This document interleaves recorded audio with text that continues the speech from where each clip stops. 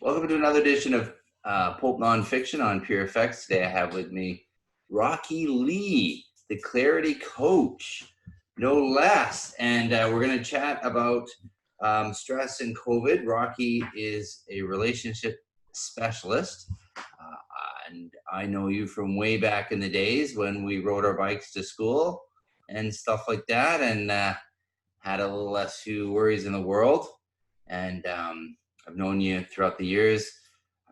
You were a wedding photographer. That was great. You did the photos for my sister's wedding, and then you saw these great weddings, and you thought, I got to make sure these people stay together. So you became a coach because you did probably just like, you know what, it's great putting people together, but it's better keeping them together, or I guess having them apart if they're not meant for each other.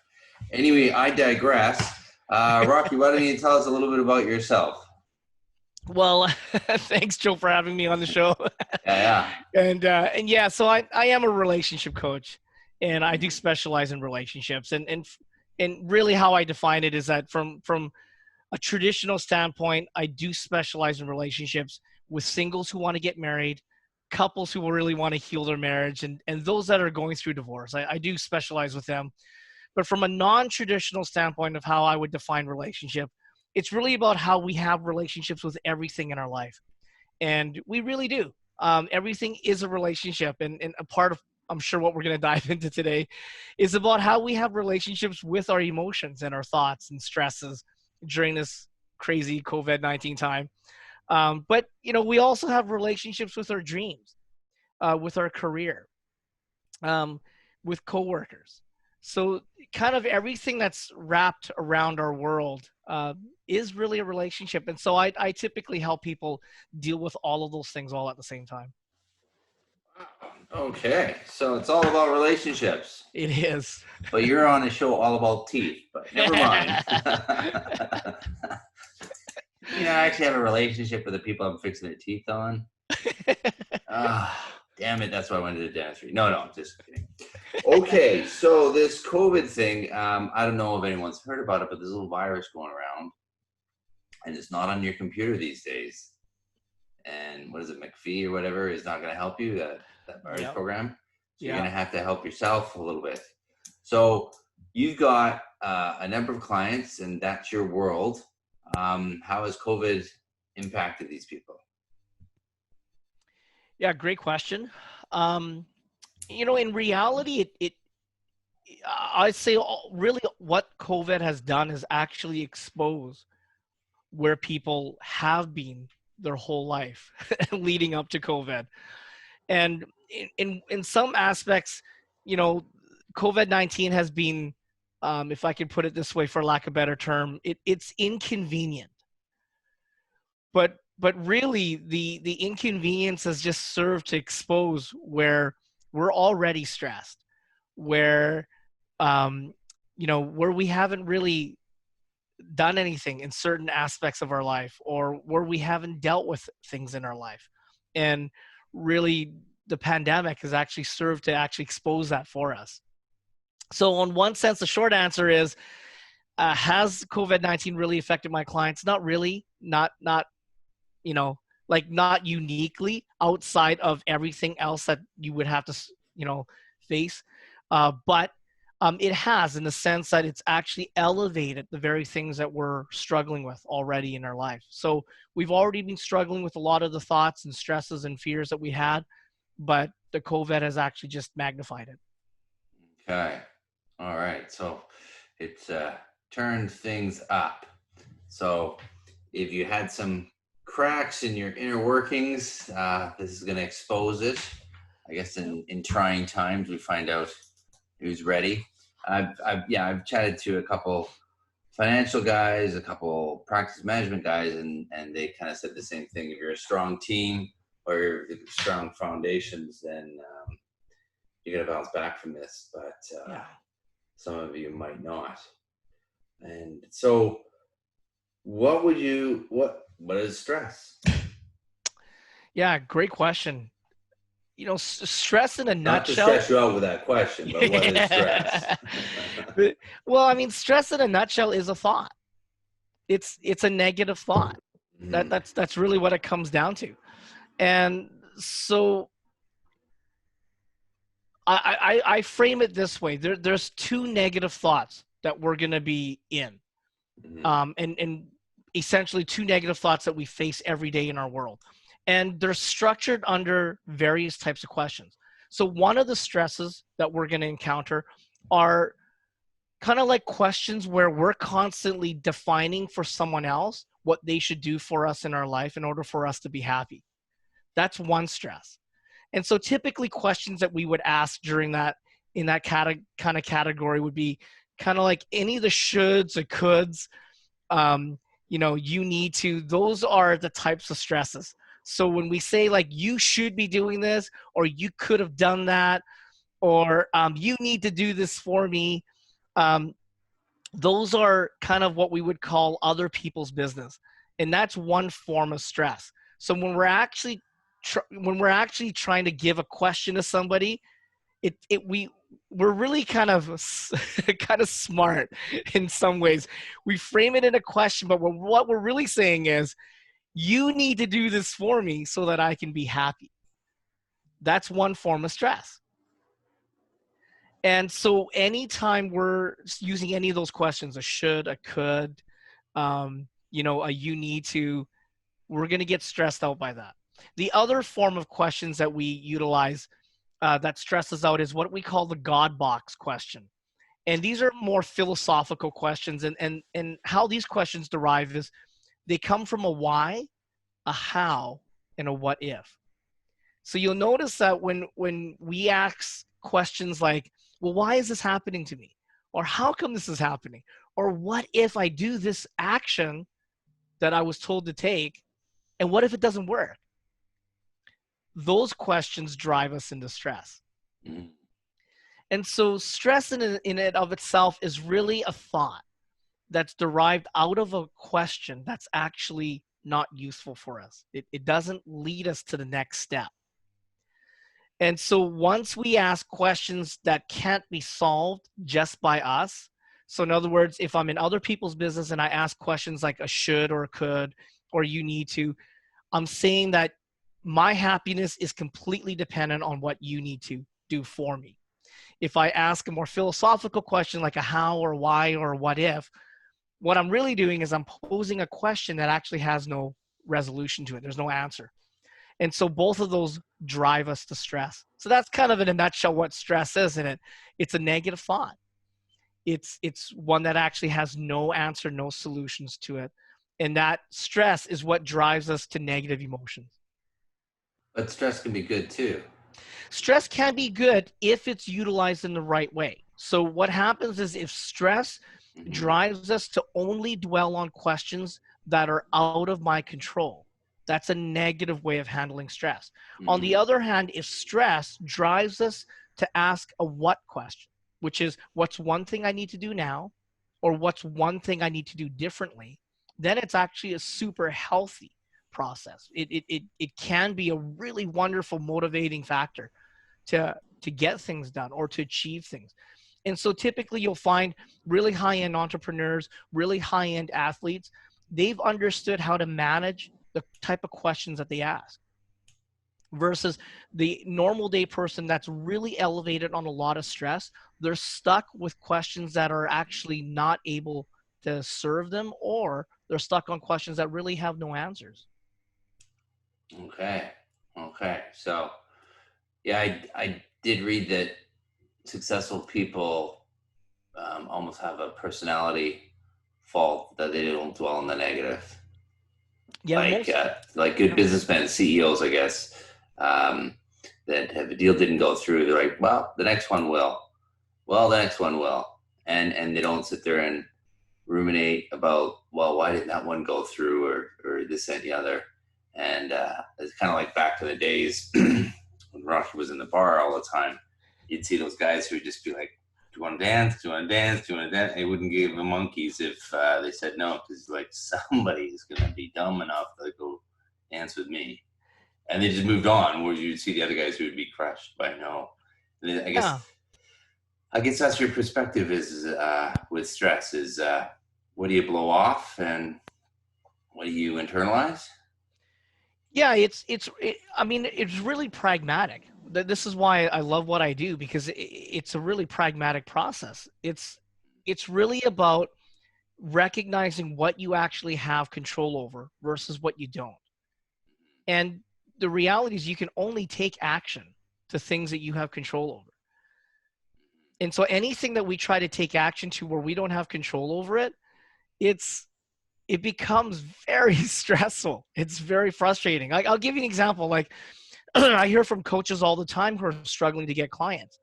And when I ask them what they're actually doing to attract their clients, quite a lot of them are spending a lot of their time trying to do blog posts, trying to buy Facebook ads. And that's not to say that those things are not valid, you know, utilities to use in your business.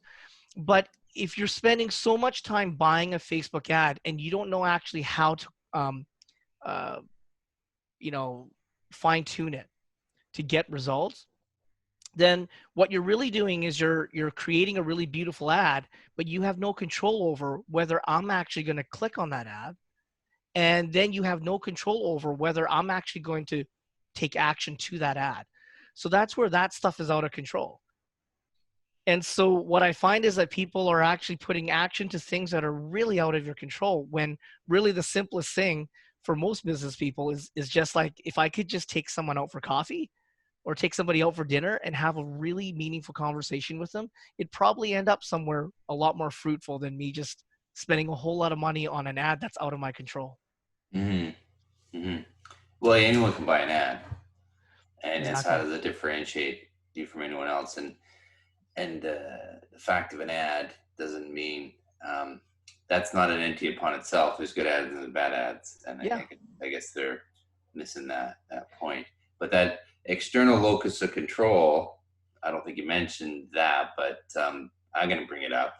I saw a very interesting show. It's going back quite a few years, about people who are on benefits, and one of their and they follow these people. It was somewhere in rural Canada, and one of their favorite pastimes was bingo. And it's perfect because bingo is a game where it speaks to these people because they have an external locus of control. I live in a town, there aren't any jobs, and I'm not going to move, so I'm going to be on welfare. The government has to basically provide me with a job, and bingo is the greatest game in the world. But it speaks to them because Yeah. it doesn't take much talent, and you can blame your dumb luck, whether you win or lose, and so you don't actually have to participate or take a risk. Because I think that's part of the stress is how much of your blood, sweat, and tears and soul do you put into something, because you kind of expose yourself, and if it fails miserably, the fear of failure is huge, right? And so you can just write it off as to like an external locus of control. So I just have bad luck. You know, I see it all the time with patients, like, oh, I just have bad teeth. My parents had soft teeth, and I got soft teeth. And I'm like, no, no, no, no, no, no, no, no. Your parents lived in an age when they didn't have fluoride and oral hygiene, and Yeah. do now. And there's not really soft teeth per se, but there are stupid ideas, and you're Yeah. perpetuating one. But I don't say Yeah. that. You know, like you can think of it this way: like stress is essentially our way of blaming someone or blaming the universe. Mm-hmm. And so what you'll find is anytime we're blaming someone or we're blaming the universe, it's out of our control. We're actually not taking action to something. And that's what actually brings stress, Mm-hmm. right? All And so right. when we take action to something, it actually lowers our stress level, right? Especially when it's an action that's within my control and I know it's benefiting me, right? So there's a huge difference between me getting like, you know, automatic debit, you know, set up for savings where I can have, you know, money just kind of like chipped away and I don't see it and it's put away for me. That's within my control. All I needed to do was go into the bank, ask the banker, hey, can you set this up for me? And now I've got savings put away. So that's a lot different than versus like not doing anything. And then, you know, oh my gosh, like I've got like, I got no job, I've got no money, right? Or even thinking of like when we're investing in something that when we're not diversifying? What if I put all my cash in stocks and now I have no cash flow, right? So it's not that stocks are bad, but if we put everything in that, now what if you lose it? Mm-hmm. And I've had many clients that have lost like everything by putting everything into one basket when they could have diversified. Right. So these are actions that we could take anytime that we find ourselves blaming someone or blaming the universe. That's really what stress is. And then stress is compounded by just our negative thoughts about that. We just dwell on that. Mm-hmm. Okay. I'm going to take what you said and see if you can relate some of what you said to what dentists are going through at the particular moment. And I'll give you a Yeah. little bit of background. It's chaos right now. We're getting rules and regulations flying left, right, and center. There's a couple WhatsApp dental groups, and honestly, there's a lot of chit chat on those groups, and then everyone's comparing what's happening in one jurisdiction to another jurisdiction, and some jurisdictions in this country have gone crazy with the rules, and some of them have gone quite lax with the rules, and then everyone's ruminating and getting all bent out of shape about stuff like that. And then, so you have the dentist chatting and like, oh my God, and what? And for instance, in BC, they came out with the rules and they're pretty lax, which was a real surprise. And we have then staff who see these crazy rules in other areas. How do you fight? How do you cope with that? Because some people aren't convinced by facts.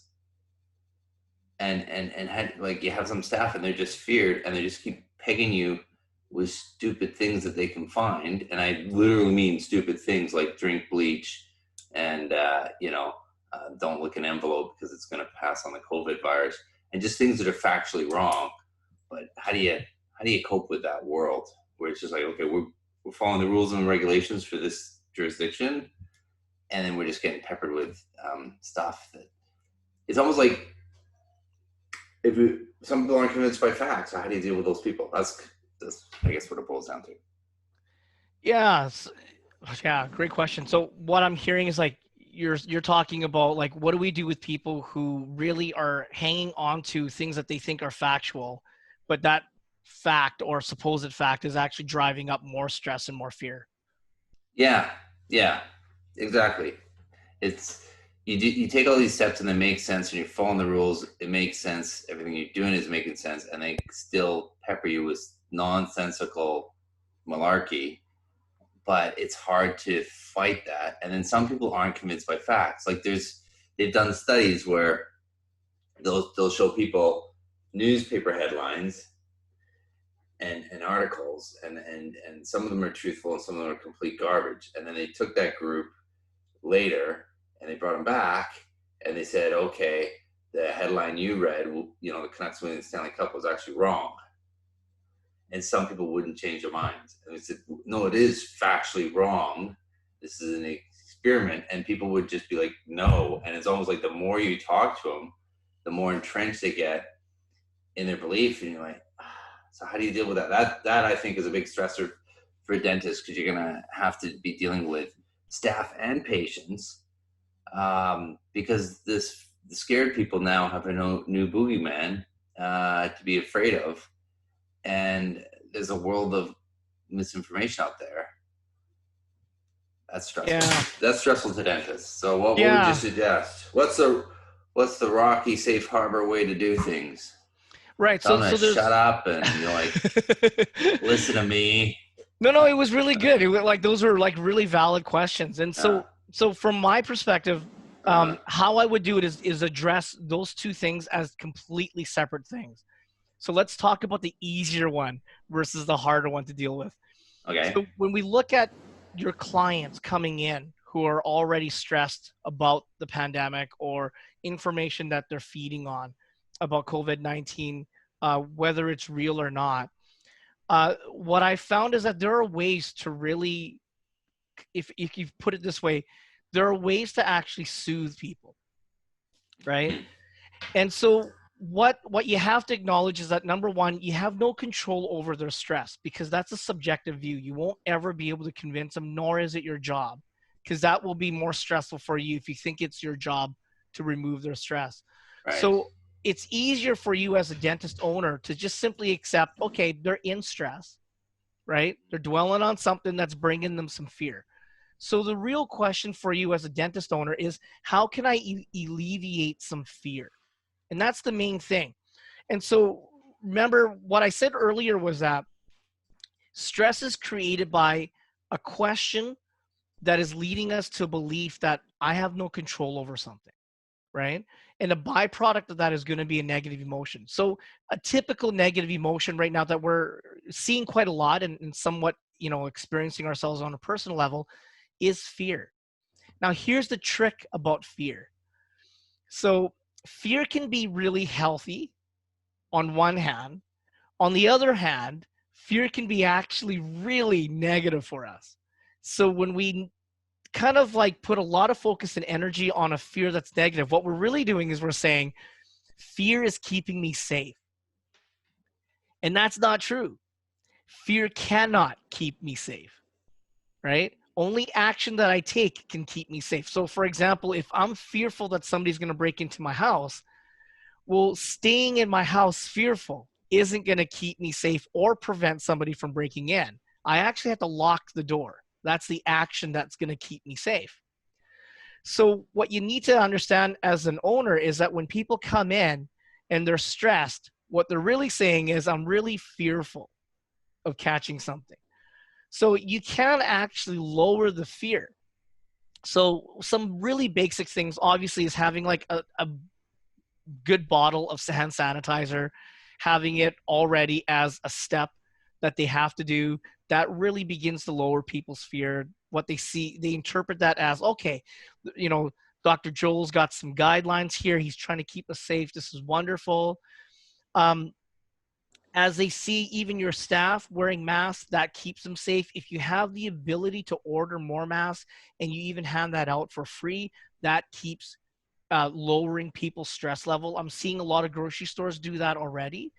And it's amazing how people's fear level begins to just come down, because you're providing kind of like an illusion of safety. And that does help some people. And really, as a business owner, that's all the control that you have. When you have really simple, like kind of like 5-point guidelines of like, hey, thank you very much.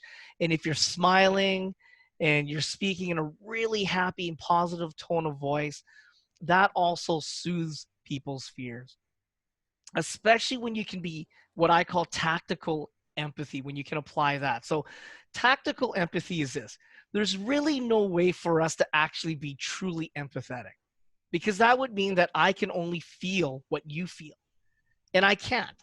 That's just biologically not possible. I can't feel what Dr. Joel feels. So there's really no true way for me to actually be empathetic. But I can apply what we call tactical empathy. And I didn't make that up. That is actually a tool that the FBI uses for hostage negotiation. So it is a certified thing. You can look it up. The guy's name is Chris Voss. He is actually considered one of FBI's top hostage negotiators. So he teaches this tool called tactical empathy. And it's really simple. It's when we just simply say, hey, I'm sorry to hear this. Anytime you just throw out, I'm really sorry. That sounds really stressful. Or I'm really sorry. You're right. That sounds really frustrating. That's a tactical empathy. And amazingly, in a moment of stress or when somebody's in fear, that really helps people feel like you understand. And it's not that you actually understand. It's just that you're simply saying, you know what? I get it. I can see how that can really affect you.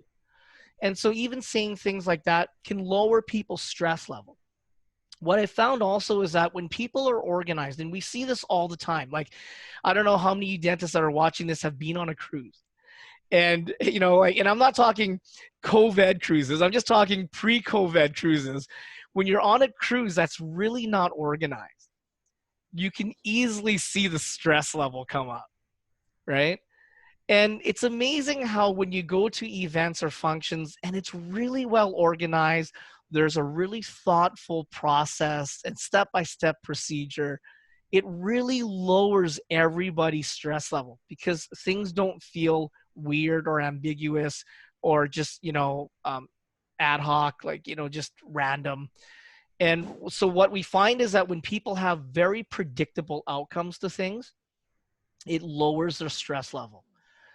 And so those are some things that actually as dentist owners, you can begin to implement. And even when you just put out tape marking on the ground, it's amazing how that actually lowers stress level, right? Because it gives people that sense of like, okay, I'm in my bubble. I'm okay. I should be fine here. There's that 2 meter gap. It really helps people feel safe. So that's one thing. That's the first group. That's probably the easiest thing to address.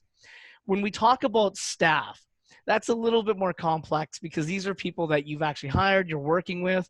But again, there are ways to begin to manage that. And some of it is by just simply giving them uh, not counter information, but additional information on actually how you can build up immune system and giving them even proof on how that can actually prevent them from getting any virus in particular. So one that I've been sending to my clients to help them deal with their stress is there's a wonderful man from the Netherlands. His name is Wim Hof. If you guys look that up, he's all over YouTube. First name is Wim, W-I-M. Last name is Hof, H-O-F. He's considered the Iceman. And I would have to say that he's probably the #1 most tested human being on earth right now. There's 2 universities that are doing constant scientific medical studies on him. And what it is he specializes in deep breathing techniques and he specializes in cold therapy. And it's a mixture of both of those.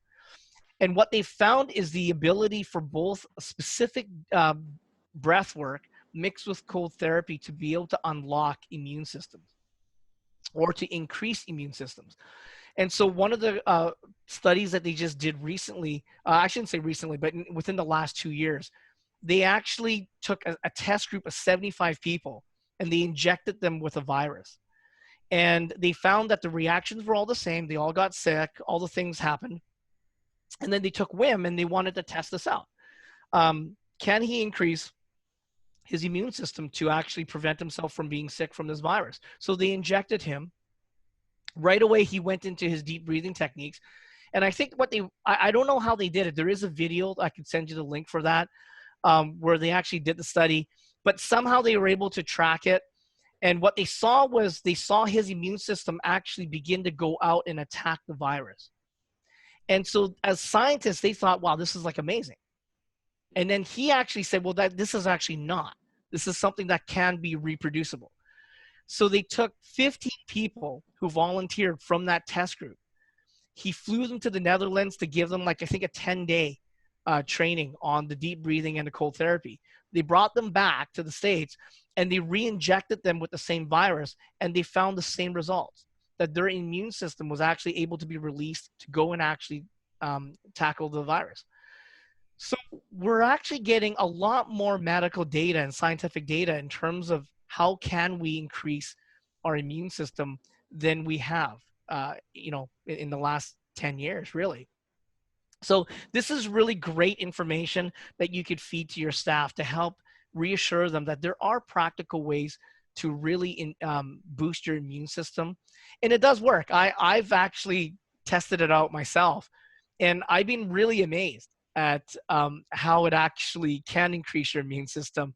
I have a susceptibility to sore throat. So usually every year when I have the flu virus, if it hits me, it'll always hit me starting off with a sore throat.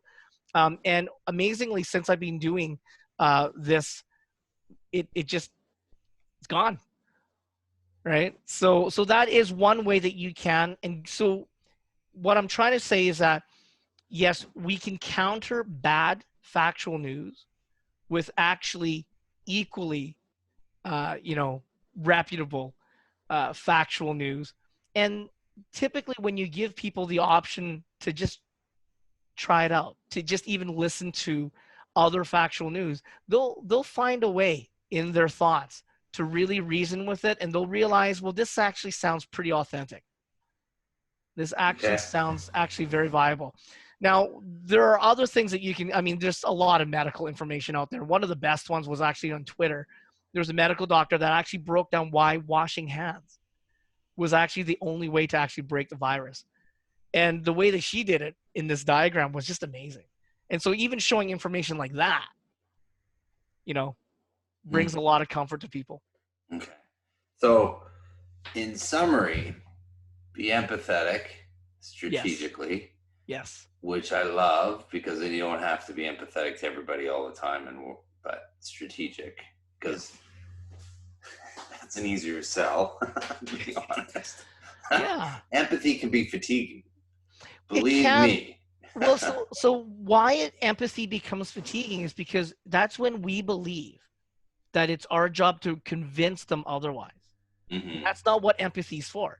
Empathy is just simply us comforting somebody by saying, you know what, that does sound difficult. I can understand that. And this Wim Hof guy, that's funny you mentioned Wim Hof because my son, the youngest son, is all over that. Yeah. And he's taking cold showers now and doing meditation stuff in the backyard. And I was like, oh, that's funny. The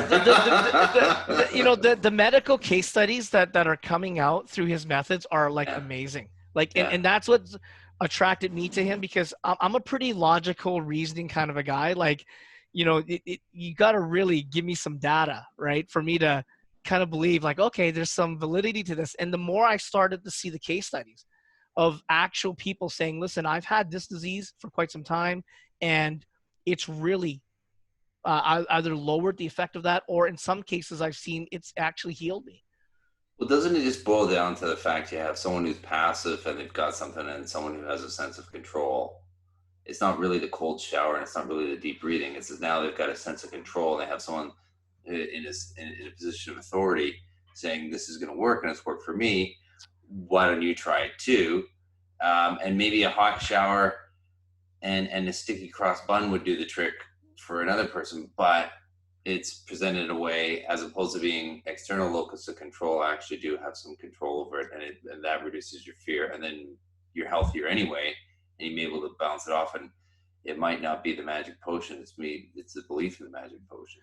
Well, in some cases that is true. So when we see a lot of the keynote speakers out there that are championing their talks and things like that, we are seeing that is one of the things, right? Is that you don't know. There's no actual factual data on the effects of it. In my research about Wim Hof, I found that there is nothing but a lot of scientific data and medical data in terms of how they're testing him. And no one's holding back. Like I'm seeing right across the board, many different people testing out his methods, and it works. Like the stuff, it does work, and there is more than enough supporting data for it. So that's kind of where I would say he's in a very different camp. There is quite a lot. Even if it wasn't a bunch of stuff behind him, that's my point. Yeah. Let's assume that there isn't anything behind him. It could still be helpful. Because you're addressing people's fears. You're being strategic empathy, but you're also giving people a way to cope with their fears, which is helpful.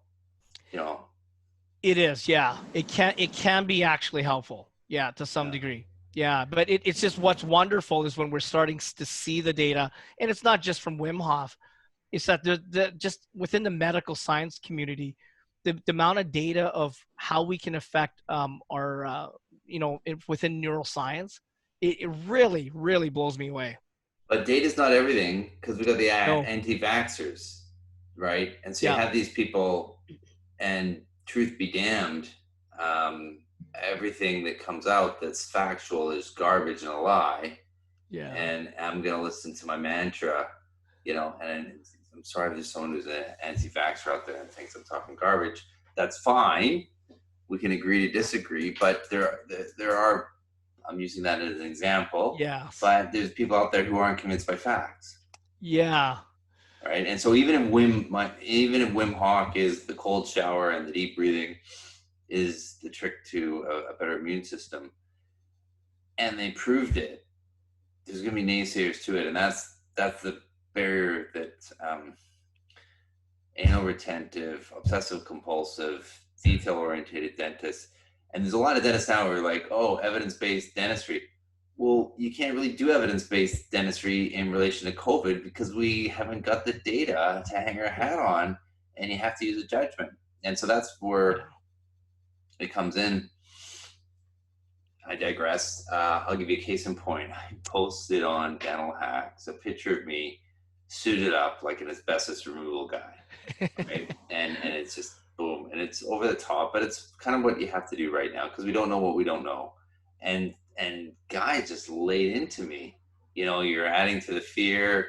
This is stupid. You're an idiot. You're a moron. Blah blah blah. And I get that, but it's just kind of interesting because you're like, well. In some regards, I have to do it because, I'm being strategically empathetic.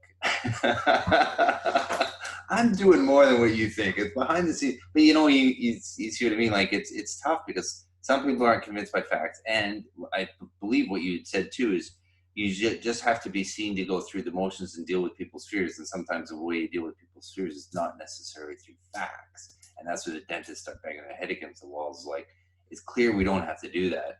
That's stupid, or it's not economical for you to, do this, that, and the other. But you know what? It's going to relieve fears, and those people who aren't convinced by facts are going to love it. Yeah. It's a really tricky place, and the problem is that when we actually have fears, we're dwelling on a thought. That's the problem, right? And so the thought is actually not a thought that we just came up with. It's actually a thought that we've been dwelling on, and you can tell. So what I typically say to my clients is the level of stress and emotional, like negative emotional impact on you on a thought, that literally determines how long you've been dwelling on that thought. Mm-hmm. Right? So the counter of that is there a thought that can bring peace? Mm-hmm. And that's really hard because if we've actually lived our whole life believing a certain thing in our thought, it will consistently drive us to increasing stress. And that's really in the nutshell the neuroscience behind it. That's really where people are actually losing it. It's not really in the facts. It's actually what they believe about certain things. As a result, what will happen, right? It's kind of what I call time traveling. And we all know it when we're talking to a staff member, and as you're talking to them, you realize, oh, this person's actually not even present with me. And why? Because we recognize that in that moment, your staff member or your client has actually drifted off to a past memory, and they're dwelling on a past memory, and they're now projecting it into the future. So they're actually not present with you in a conversation. They're actually dwelling on a past memory and projecting it as a future issue, right? So that's kind of how we play with fear, right? And so from how do you spot that? Because you kind of lost me there, right? I was thinking about something in the past, and no. Well, and that's the thing. It's like you easily spot that by a person's response and stress. Yeah. And the more you track that, the more you realize, oh, they just weren't with me right there in that moment. And so what you do is you guide people back to peace. You actually just start asking questions around, hey, I just noticed like that really increased a lot of stress, that idea that you just shared. And I'm just curious, is there another idea that you can think of right now that's within your control that could maybe increase the same measure of peace as the stress that you're living in right now? Like, is there anything that I could do for you? Or is there anything that I could give you resources to? Or is there anything that's actually within your control that would maybe increase peace in your life? That's really hard for a dentist to say. I know. But I'm going to give you a needle, and you're going to get frozen, and we're going to fix the damn tooth. Yeah. but now, okay, so now from a client perspective, obviously you Okay. have to ask that. You were talking to an employee. But yeah, but Okay. from a staffing perspective, that Yeah. might be something that you know is a valid question to ask, because don't forget, your staff trust you, right? They work with you for a Have you reason. met my staff? No. And they love you. That's what I hear. But that's the whole thing, is that they do, right? They're there for a reason. They trust you. They respect you. They appreciate you. They love who you are as an individual. And so they're, in that sense, you actually have a measure of influence to actually ask, like, hey, is there anything that I could do for you that could elevate peace to the same level of stress that you're experiencing right now? Or is there anything that is there a resource that I could give you that could actually elevate peace to the same level of fear right now? So you're not even saying, I want to heal you. You're just simply saying, hey, I noticed, like, that's really fearful. I get that. Now, here's my question. As your boss, is there any way that I could provide something for you that would elevate a measure of peace for you that would match that at the very least, right? Like, what could that be? Like, would you like me to get a bottle of vitamin C for you, or a bottle of vitamin D for you, right? Like, would that help ease, or bring up measure of peace? Um, what would that be? And Yeah. sometimes you'd be surprised what people say. I'm never like, I never expect, oh yeah, that's the answer. I'm constantly curious, and I'm always surprised by what people actually pitch me when I ask them about that. Right. And sometimes it's like the simplest thing, right? That people need. Right. So don't be surprised if your rules and regulations, which are watertight and make sense, don't impress someone because they have a fear. Ask them about their fear. And when you're done laughing about that fear, address the fear in a constructive, empathetic way. Well, yeah. But I would it say, may just be something. I'm just being facetious. Yeah. But yeah, and then address it. Okay, I get it. Yeah, because I think a lot of dentists throw so much weight into this is a watertight set of regulations. Boom, I'm satisfied with it.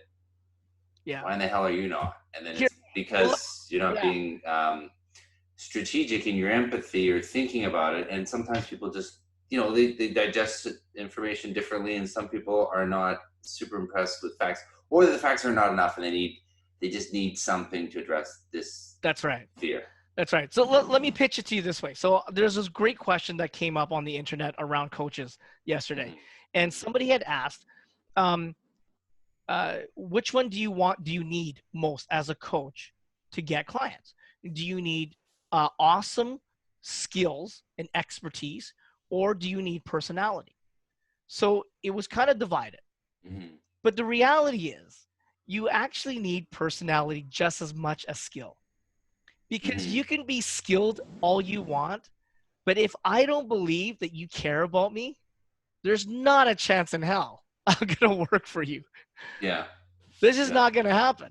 And so we have to understand that as skilled people, as doctors, as dentists, as, therapists or counselors or whatever it is that we are skilled in, we have to have an equal amount of personality that's likable, that is able to communicate, look, at the end of the day, I care about you, right? So what can I do to help you experience that I care about your safety? That's really what you're asking. Right. Okay. So we have to, I got to unpack it this way. So when we talk about needs and feelings are completely different. And so what we typically do, as if we're completely rational, logic based, we think it's about a feeling that we're trying to convince people, and it's not, because there's really no solutions to feelings.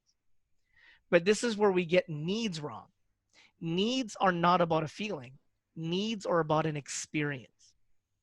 And if I experience my need being met, I will have a corresponding emotion with that need.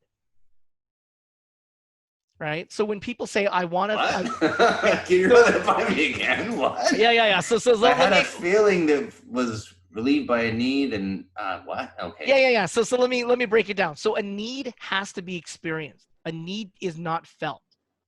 So I'll give you an example. If I say to you, I want to be in love with my wife, like love is really like a really large philosophical term when you think about that. But what I'm really saying is I want to feel more affectionate.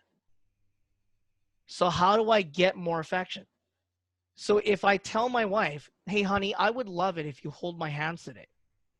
So if she holds my hands, that's a physical experience. I experienced something. And when that need was met, I actually now have an increase of affection towards my wife. Does that make sense? So Yes. a need is always experienced. So when a staff member comes to us and says, I'm fearful about something, they're actually needing to experience something, not feel something yet. They think it's a feeling, but it's not. So as an owner, what you can do is say, hey, what can I do to elevate peace in your life? Is it a skill? Is it a resource? Is it like a system that I need to implement? Like if I provide you some vitamins, like vitamin C and vitamin D here, and we all take that, would that experience give you the sense of safety? What's safety? It's certainty. That's the need. But you can't feel certainty yet without the experience, Mm-hmm. right? Just like I can't feel that my wife loves me if I don't have the experience. Uh-huh. So I actually need to experience a need before I can feel something about it. But what we do is we talk more about the feeling, right? And that's where we get stuck sometimes. And this happens in relationships. So when I have a husband and wife come in and the wife is saying, well, like, I don't think my husband loves me. And I'm like, oh, well, that's really interesting because he came into marriage counseling. Like, what do you mean he doesn't love you? And when you break it down to it, what she's really saying is, well, he doesn't spend any time with me. So what she's really saying is, I need to experience my husband putting away significant time to spend time with me. And when I experience that significant time, I will actually feel loved or cared for by my husband, or I will feel some measure of safety or certainty about my relationship, that he's not thinking of somebody else, but he's thinking about me, or that I can actually experience that he has tremendous affection towards me. So it's a need. And so when we talk about staff, when we deal with staff, what you're really trying to address are what's the experience that they need in order to have the feeling that they're searching for. Okay.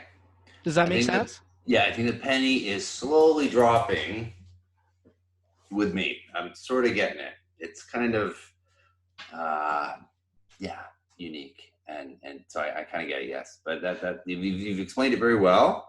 And yeah, I would suggest anyone listening to the podcast is to write down need, feeling, and experience. Is that right? Those three key Yeah. words and the Yes. definitions for those. So can you define need?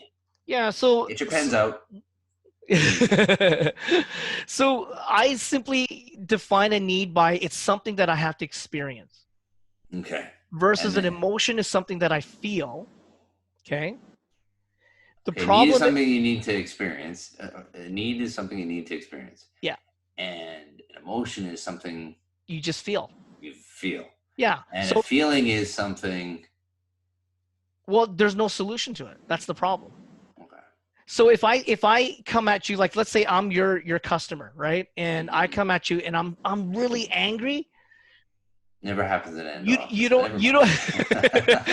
don't but as a receiver, you don't know what to do with my anger because I'm not Mm-hmm. telling you anything that's resourceful. Mm-hmm. But if I say to you, look, Joel, I'm really angry because you didn't wash your hands. Mm-hmm. Well, it's like, oh, I'm so sorry. Yes, you're right. I'll wash my hands. Then now it's like my need was met and I'm not angry anymore. But what we typically do is we're so used to communicating just an emotion, and then we flip to the complete extreme, which is, God damn it, you should be doing this for me. And that's not helpful because that's not telling me what I need to do for you, right? We're expecting somebody to be a mind reader. But when I can make a healthy request, which is really what a need should be done as, a healthy request is just simply saying, well, it would mean a lot to me if you could wash your hands first before you work on me. Or as a staff member, I could say, well, it would really mean a lot to me if, you give me a word of encouragement right in the morning, right? Or it would really mean a lot to me if you could tell me one thing that you appreciated about what I did for you today. That would mean a lot to me. That's a need being met. And the corresponding feeling to that is, oh, my boss loves me, or my boss cares about me. Okay. So there we go. You have to deal with the gray matter when you're trying to fix the white matter. What you're trying to say. Within 6 inches of the problem. Okay. Those are good. I think there's some good ideas on how to deal with stress. It almost feels like it's a therapy session for me to do, but that's just a feeling I get. Do you hear me? Did you experience that? I think our listeners did. All right. Yeah, I'm kind of lost for a question now because I really took a lot of my gray matter to process what you just told us there, and I guess the nice thing is people can replay this. Yeah, it's, like when we talk about communication, we have to understand that communication is actually really simple. But because we've never been taught what real communication is, we struggle with these dynamics between a need and an emotion. So typically we've been taught through education that like communication is just right or wrong. It's a binary process. I'm right, you're wrong. And so when we bring it into our business world, it comes out as a demand. You do it my way or it's the highway. And funny enough, we carry I hate the fact that that's wrong. And funny enough, we carry that same thought process into our marriage. Is that we now communicate to the people that we love the most. It's like, do it my way or it's the highway. And that's not real communication. That was just an instruction. I was just being told something. So it's not that surprising when you see those stars who celebrities who get divorced 4 times. Yeah. Because it's my way, the highway. Yeah. And I've got such a big personality. I'm such a superstar. And so it is kind of interesting. You have kind of 2 segments of the population. Those people who marry and stay married. Yeah. People who divorce maybe once. And then you got those ones who are like chronic divorcers. And I guess parlaying that in my pseudo psycho analysis is you can have that with a dental office. Either you're tuned into your staff and they stay and they're good. Yeah. And you tune into your patient and they stay and they get it. Yeah. That you're tuned into them. Because I did, in all the years of cutting teeth and all that, you kind of get a sense of patience and stuff like that. And if you sit there and you just somehow convey to them that you're tuned into them, that you're listening to them. Yeah. And they get that sense that you're empathetic. Yeah. That it makes a difference. Because being in endodontists, I'm sure other specialists, you see patients from all sorts of different offices, and offices have personalities, and those personalities stamp on the patients. And you have these patients come in from good offices. Yeah. And the patients are relaxed and they're chill and they're trusting. And you have patients come in from perhaps aggressive offices or dysfunctional offices or whatever it may be. Yeah. And the patients are acting a little bit cautious and suspicious and questioning. And so it's kind of interesting because you see that enough times and you're thinking, I want to kind of mimic how this guy operates, because all his patients seem to, or her patients seem to really love the dentist and the team. And it's funny too, is if you have a really good team, they can compensate for you quite a bit. Exactly.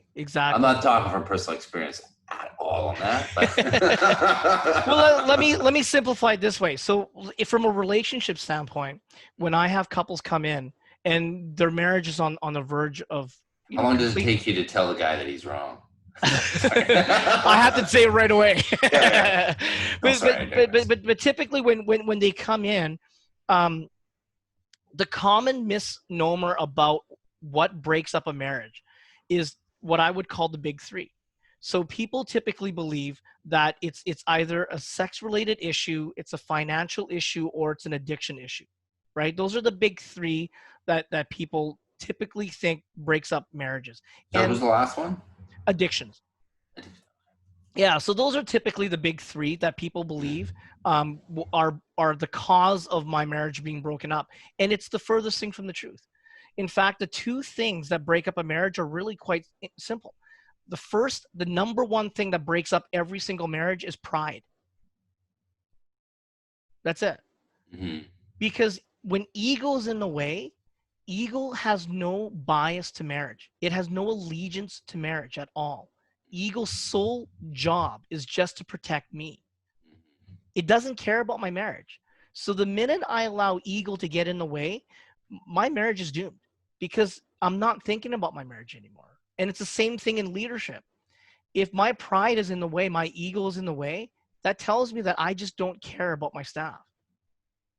Right? It's the same thing with let that out. You can't let them know that. And it's the same thing with my clients, right? Yeah. And so what's amazing is that when we can somehow communicate to people that like, hey, look, I genuinely care, like people are more than willing to hang in with you. And it's not the fact that you're going to be perfect, because people actually have a pretty rational understanding that we're all flawed human beings. So they're going to accept mistakes. What people can't accept are mistakes with pride and arrogance, right? Which is ego.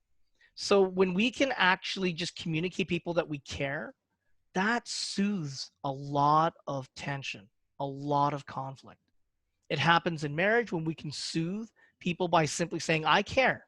I absolutely care. Same thing in leadership, right? So why are there companies that completely flourish in the same industry as other companies that completely die? It's the leadership. It really has nothing to do with expertise as much as leadership. Like, why do some restaurants flourish and others don't? Right? It's the leadership. It's the fact that whoever's in charge actually has found a way to care about their staff so much that they want to work there and they want to give their best now. Mm-hmm. Right? And I see that constantly with a lot of different industries. In literally every segment of industry, leadership, people caring is a primary reason as to why that company either fails or succeeds. Right? In fact, there's a wonderful book. I can't remember the name off the top of my head. I'll send you the email of the book. But it was about a company during the U.S. Recession. This one company was completely doomed. The board of directors called the owner and the CEO and said, look, how do you want us to divide up this company? Because it's done. You're going bankrupt. And the CEO, to his credit, he said, no way, not a chance in hell. We're not losing a single person and we're not losing this company. And they couldn't believe it. The board of directors were like, completely against his idea of trying to fight for survival, but he executed it. And what he did was he sent out this massive memo to the whole company. And we're talking thousands of people, right? We're not just talking like 10 or 20. And this is a documented book.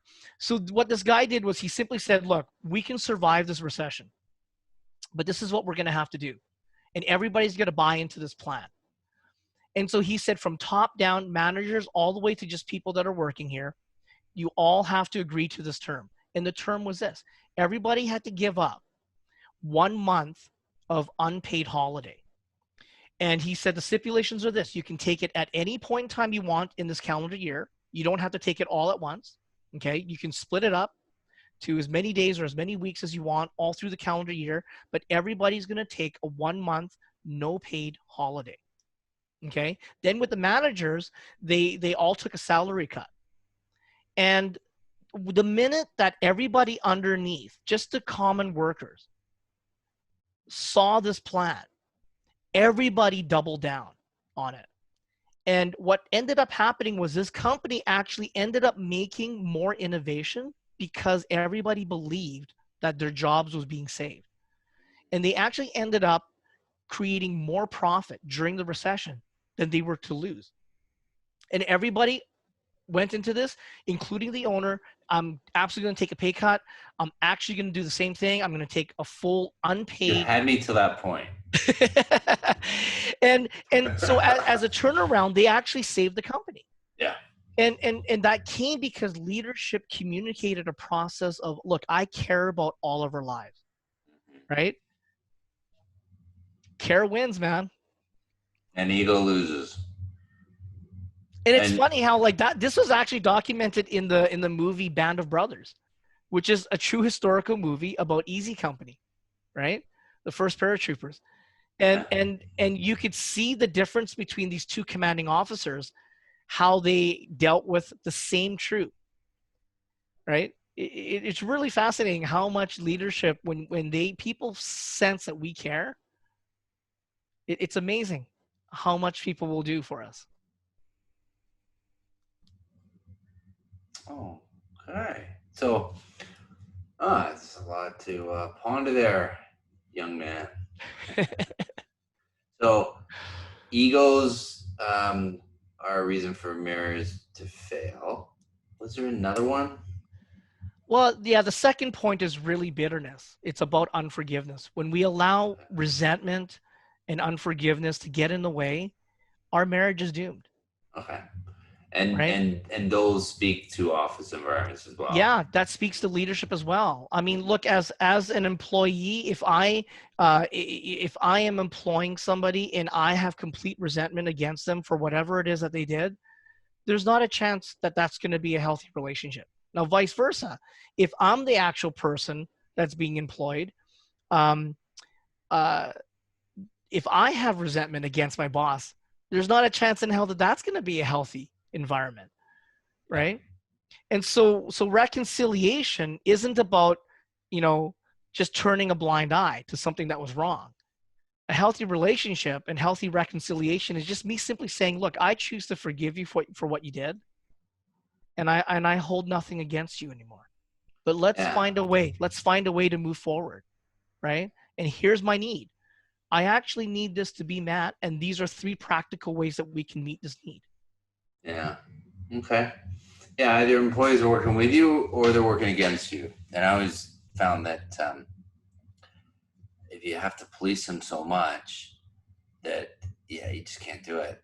And I've actually had the point is like, I can't give you detailed enough instructions to do this, where it's foolproof, that if you come across an obstacle, that you just have to look at my set of instructions and you'll be able to bypass this.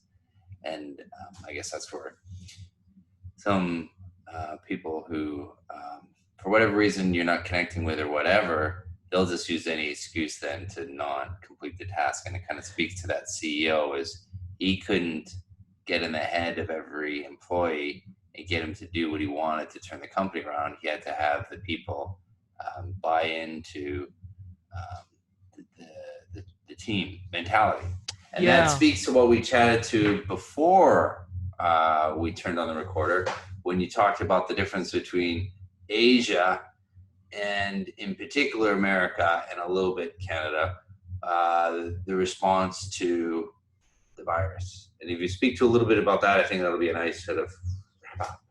Yeah, one of the interesting things that I was just sharing with Joel about before we set on the recording was just my observations of how varying countries responded as a country to this COVID crisis.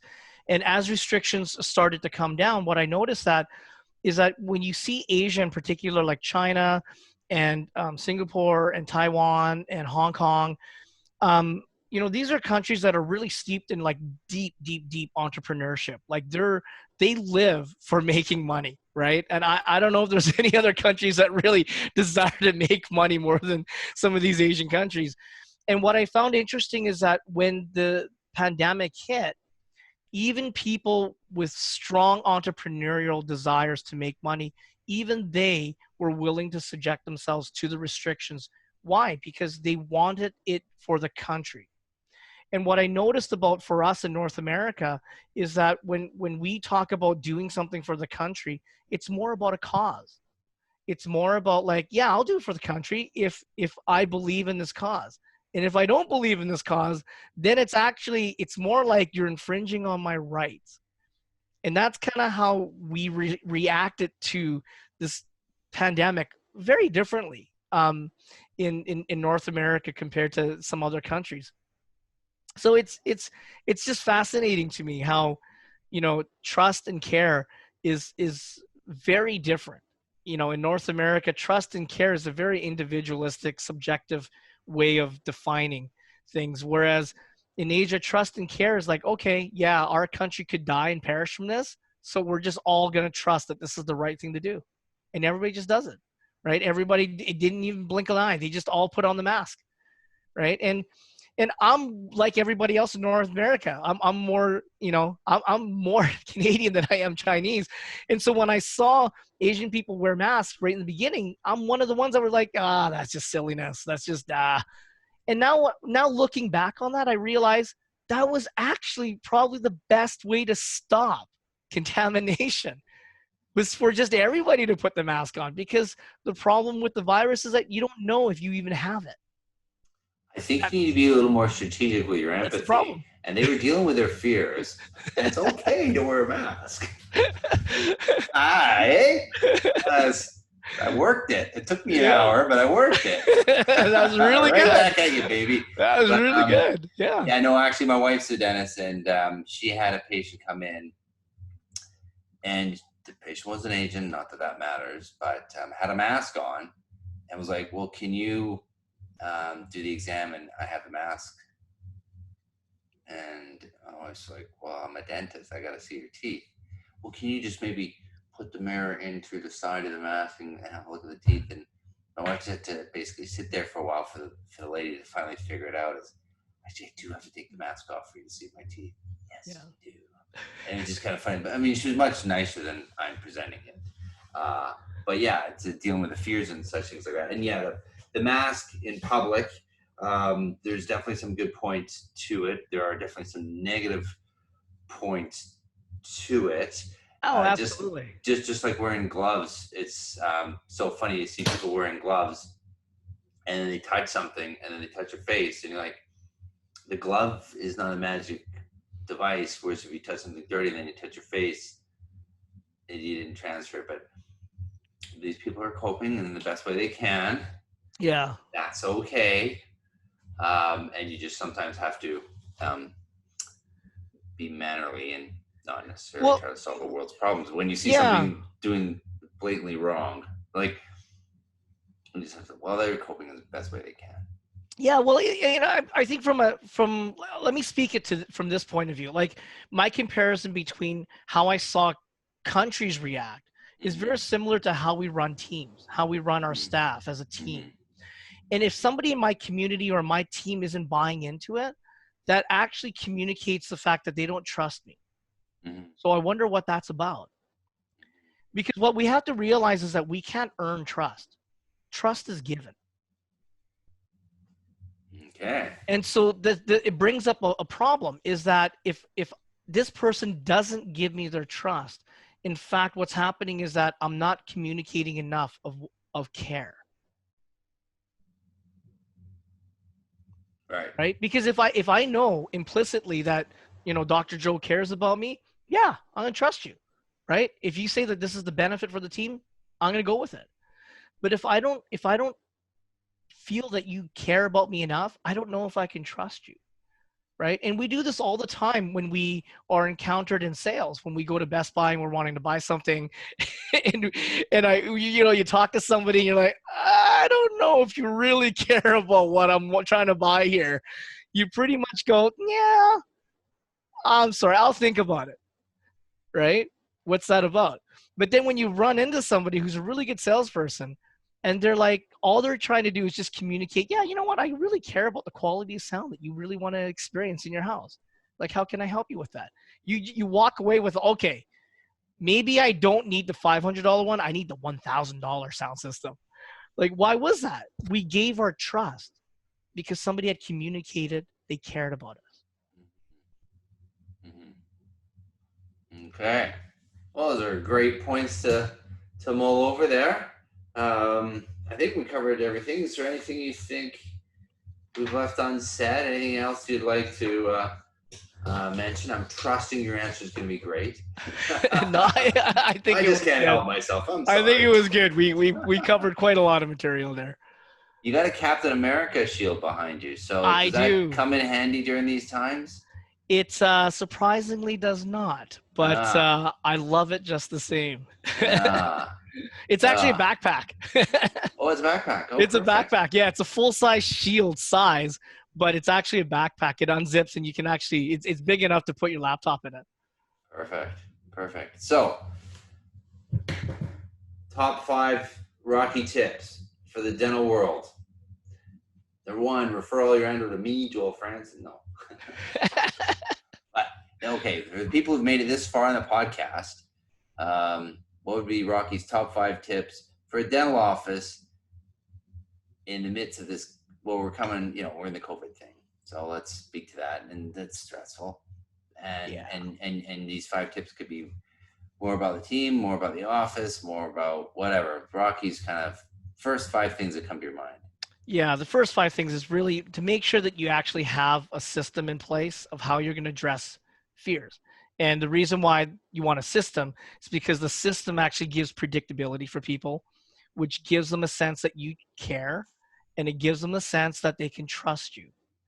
And so when you have a really good predictable system, no matter how ridiculous it might be, people will feel that. And so that's the first one. Have a system. The second one is over exaggerate your care. Just really smile, be positive, care about people, give them tactical empathy. So when That's an awesome answer. No, sorry. so when somebody expresses an emotion, they're angry, they're frustrated, they're fearful, whatever that would be, give them tactical empathy. Just say, you know what, I'm really sorry about that. That sounds really horrible, or whatever it would be. Answer them back in kindness, right? Um, and then the third one is understanding that fear is addressed by need, right? And a need has to be experienced. You're not looking to change their feeling, right? And so that's the easiest way to think about this, both from an owner, an operator, you're trying to manage a client's fear, and also from an owner and operator, you're trying to manage your team's fear. Understand that you don't need to change their emotion. If you help them experience something, their emotion will change immediately for that. Okay, so find a way to help them experience a need. If it's a client, it's going to be just having practical answers, already scripted answers on how you're addressing things, and being positive and being caring. That will ease their fear. If it's your staff, make sure that you're not skipping over something that's really simple, because maybe they just needed appreciation, or maybe they needed something even more practical, like maybe there's not enough soap, or maybe they can't afford vitamins, so get them a bottle of vitamin. But you got to figure that out by asking them, like, what is it that you can, by asking them, what is it that you need from me right now, is probably the most simplest question, right? Okay. That's really it. If you just go with those, that's what, less than 5. So you got a strategy, tactical empathy, right? And helping somebody experience a need by simply asking the question, right now, what do you need from me? Right. Okay. Well, I need you to summarize your points, and I think you just did that. So I'm experiencing some satisfaction, some trust. There you go. You got it. Well, that was awesome, Rocky. Thank you so much. I had a headache in the middle of it there when you were talking about needs and such things, experiences, and I should have wrote that down. But I'll play it again. It was very good, and I think some people will comment on this, and I'll share the comments with you, and then you can respond. And it was a great pulp nonfiction session. I thank you very much. You're welcome. Thank you very much for having me on. Yes, it's been a pleasure. And I'm not being just strategic. I'm being wholeheartedly truthful about that. Oh, I can't stop. I'm sorry.